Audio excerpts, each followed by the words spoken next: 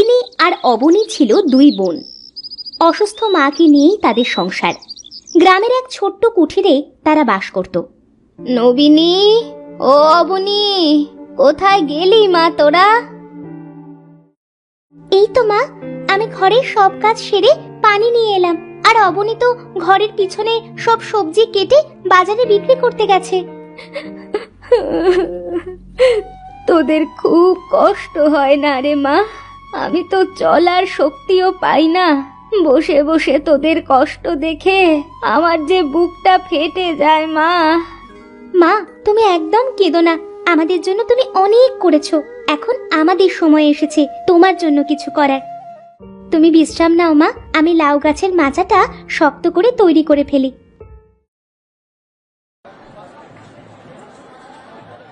আজ বড্ড দেরি হয়ে গেল। নবীনী হয়তো একা একা কাজ সামলাতে হিমশিম খাচ্ছে। দ্রুত যেতে হবে। তখন রফিক মিয়া পিছে থেকে অবনীকে ডাকতে শুরু করলো। অবনী, এই অবনী। রফিক কাকা, সব ঠিক আছে তো? আপনি আমাকে ডাকছেন যে? এই আমার কলা বাগানে কিছু কলার চারা লাগাতে হবে, বুঝলি? তুই যদি লাগিয়ে দিস তবে তোকে 20 টাকা দেব। 20 টাকা? আচ্ছা, আমি বাড়িতে আমার বাজারের থলে রেখে এসেই আপনার বাগানে যাচ্ছি। ধন্যবাদ কাকা, আপনি অনেক উপকার করলেন। রফিক হাসি মুখে বাগানে এলো। যেখানে সকলে 50 টাকা চাচ্ছিল সেখানে 20 টাকাতেই কাজ হয়ে গেল। কি বলে ব্যবসায়ী। কাকা, আমি এসেছি। হ্যাঁ, নে নে, এবার কাজটা শুরু কর দেখি। আমি ওইখানটায় বসলাম। অবনী একে একে সব কয়টি কলা গাছ লাগিয়ে ফেলল, কিন্তু একটা আধমরা কলা গাছ বেঁচে গেল। কাকা, আমি সব গাছ লাগিয়ে দিয়েছি, কিন্তু এইটা কি করব? এ তো প্রায় মরে যাচ্ছে। আরে ওটাকে ছুঁড়ে ফেলে দে। ওটা আমার বাগানে থাকলে বাকি গাছগুলো মরে যাবে। আমি তাহলে এটা নেব? আমি এটা আমার বাগানের এক কোণে পুঁতে দেব, যদি বাঁচাতে পারি। তা বেশ, নিয়ে যা এই আপদ। আর এই নে তোর 20 টাকা। আমিও যাই, বাগানের মালিককে সবটা বুঝিয়ে দিয়ে আসি। কলা গাছ আর টাকা পেয়ে অবনী খুব খুশি হলো। সে খুশি মনে ঘরে ফিরে এলো। কিরে, তোর মুখে হাতে এত মাটি কেন? বাজারগুলো রেখে কোথায় গিয়েছিলি? এই যে 20 টাকা, তুই না বলেছিলি ঘরের চাল সারাবে? 10 টাকায় হয়ে যাবে। আর বাকি টাকা দিয়ে মায়ের জন্য কবিরাজের থেকে ওষুধ কিনবো। এত টাকা তুই কোথায় পেলি?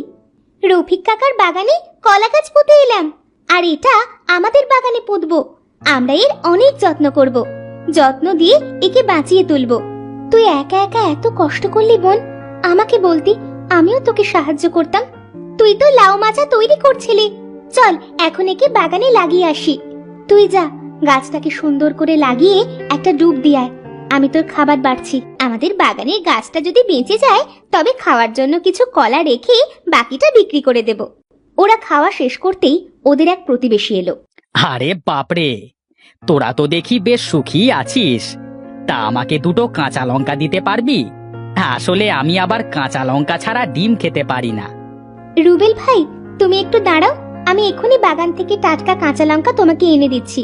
রুবেল ওদের প্রতিবেশী হলেও সে সব সময় নবীনী আর অবনীকে হিংসে করত। ছোট্ট একটা বাগান থেকে সামান্য সবজি ফলিয়ে ওদের কত সুখে দিন কাটে। ইস, যদি ওদের বাগানটা নষ্ট করে দিতে পারতাম, কিন্তু কাঁটা তারের বেড়া ডিঙিয়ে তা সম্ভব নয়। অসহ্য করেরা। এমন ভিখিরি প্রতিবেশী না থেকে যদি বড়লোক কেউ আমার প্রতিবেশী হতো, কি ভালোটাই না হতো। কি এত ভাবছো? এই নাও তোমার কাঁচা লঙ্কা। তা তোরা তোদের ঘরের চাল সারাই কেন করছিস না?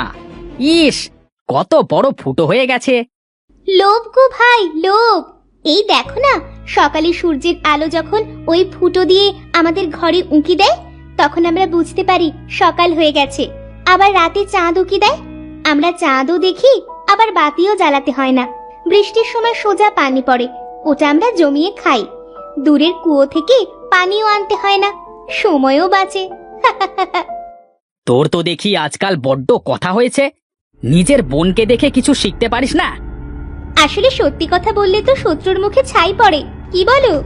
আহ বোন, কি হচ্ছে এসব? তুই যা, গাছগুলোতে পানি দিয়ে আয়, আমিও আসছি। চলি গো। দুই বোনের যত্নে ধীরে ধীরে কলা গাছ বড় হয়ে গেল। ওরা ওদের সুখ দুঃখ সব কলা গাছের সাথে ভাগ করে নিত। কলা গাছে যেন পাতা দুলিয়ে ওদের সব কথা শুনত। তোরা সারাদিন বাগানে গিয়ে কলা গাছের সাথে এত কি কথা বলিস বলতো? ও কি মানুষ যে তোদের সাথে কথা বলবে? মা, মানুষ শখ করে কুকুর পোষে, বিড়াল পোষে, আমাদের তো সে সামর্থ্য নেই, তাই আমরা দুই বোন কলা গাছটাকেই পুষছি। ও আমাদের পোষা কলা গাছ। কিন্তু জানিস তো, কলা গাছ একবার ফল দিয়েই মারা যায়। তবে হ্যাঁ, শেকড় মাটির গভীরে থাকলে সেখান থেকে আবারও নতুন কলা গাছের জন্ম হয়। তা রাত অনেক হলো, এবার ঘুমিয়ে পড়। কলা গাছ থেকে একটা কলার মোচা বের হলো, আর অতি দ্রুত সেটি বড় হতে শুরু করলো। আমার প্রিয় কলা গাছ, আরে বাহ, কি সুন্দর কলার মোচা হয়েছে। এটা দ্রুত বাড়ছে, আমরা এবার মোচার ঘন্ট করে খাবো। মা বলে কলার মোচা খেতে খুব ভালো হয়। আচ্ছা বেশ। পরদিন সকালে ওরা কলার বাগানে এসে বেশ অবাক হলো। কলার গাছে সোনার কলা ফলেছে, সূর্যের আলোয় যেন ঝলমল করছে সে কলা। আরে বাহ, এই যে সোনার কলা! বিধাতা মায়ের ডাকে সাড়া দিয়েছে বোন, আমরা সোনা ফলিয়েছি। আমি একটা কলা পেরে নিলাম, এটা বাজারে গিয়ে বিক্রি করে আসি। আমাদের সুদিন এলো অবশেষে। তোমাকে অনেক ধন্যবাদ কলা গাছ। অবনী বাজারে গিয়ে কলা বিক্রি করলো, অনেক টাকা পেল। ওরা ওদের বাড়িটা সারিয়ে নিল, ওরা নতুন পোশাক কিনলো, সুখে দিন কাটাতে শুরু করলো।